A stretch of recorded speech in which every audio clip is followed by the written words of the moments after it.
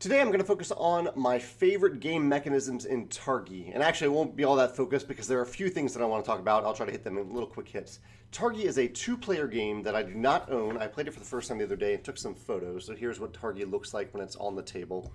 And it immediately made its way onto my top 10 two-player game list, which I posted a few days later. I'll post that link in the comments below. I really enjoyed it, and it has a lot of clever stuff going on. The first thing I want to mention is that in Targi during setup, you always place the same, I believe, 16 cards around the edges of the board, always in the same order as well. So as we were doing this, I was like, why isn't this randomized? Couldn't they have just put a board here? And then I realized that they did something really clever that isn't a mechanism, but I think designers should take note of it, including myself.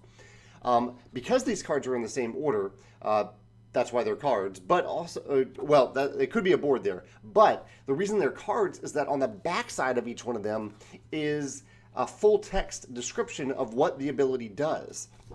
So I know you can't quite see it here, but they are icons on these cards that explain what they do, but on the back is text. This is really helpful because it means if you ever look at one of those cards and you're like, oh, I can't remember what that does, I don't understand what that does, you don't have to look it up in an appendix. All you do is flip the card over, read the text, then put it back on the table, text face down. I thought that was really clever.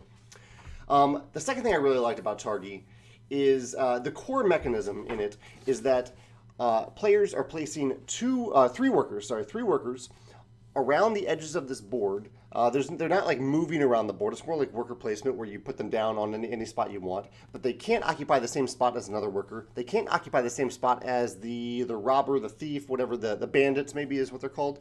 And they can't be opposite any other worker that's already out there. And so basically what you're doing is you're forming these cross sections on this grid so that when it comes time to retrieve the workers, you gain the ability of the three workers that you retrieve on the outer edges, and where those workers meet in the middle, you also gain those bonuses. So there are two places in the middle where they meet, and you gain those cards as well. So you end up gaining the abilities of 4 cards from that intersection grid idea, and that is just really cool. I could see this intersecting idea working in a larger game. You would need a larger grid and maybe some looser rules about where you can place the workers. I've seen something like it in Topiary, which is a little different of a game, or very different of a game, but I can see this grid working elsewhere too. It's a really cool action selection, worker placement mechanism. And along with this, like I said, the cards on the outside always remain the same and in the same order, but the cards on the inside change, and they vary from, there are 2 different types of cards. One, they are cards that you're adding to your tableau, and 2, they are one-time benefit bonus cards that you can get. So you're kind of deciding between moving the game forward because the game end triggers by the number of cards that you have in your tableau, and that's the main source of scoring points. So you're balancing between, okay, getting points and moving towards the end of the game versus getting better benefits that you need to buy better cards. And so those are the cards that are replaced in the middle. And the cool thing here that I really like is 2 different decks of cards. One for the ones that you're adding to your tableau, the other for these one-time bonus cards. And whenever I pick up, here's actually my tableau. So whenever I pick up one of these types of cards, I replace it with the other type of card. And so constantly throughout the game, this center grid is changing in terms of the types of cards that are available there. Because it goes back and forth. This switches back and forth. I thought that was really cool. The last thing I want to mention is just a little thing.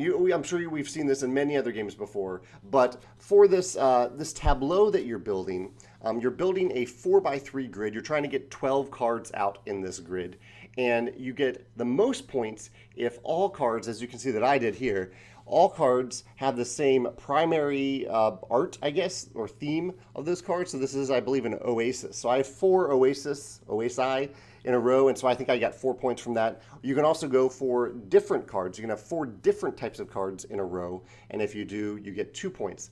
But I really like this game. This is a little touch that you see in really great games, of ways to guide players in certain directions. Because there are abilities on these cards, and these are cool, or not all of them, but some of them have abilities on them, or little bonuses that you get when you gain the cards, or points. And that is great. But I like that when there's another guidance system in the game, especially when you have a lot of options to look at, so that you can say, okay, this type of card is a little bit more important to me. And when you have that, you also have set collection abilities, where you might say, okay, whenever you buy a card of this type, you get a discount, or you get an extra point, or things like that. So I like that little touch added to games like this. Really great. As you can see, I really enjoy this game. I think there's a lot of clever mechanisms in it, and it's certainly worth checking out. Even if you don't play it, I think it's worth watching a video on it where you can see better visuals than this little thing held up, so you can learn more about it as a designer. That's it for Targi, and yeah, I'll see you on Sunday for the Sunday Sit Down. Thanks.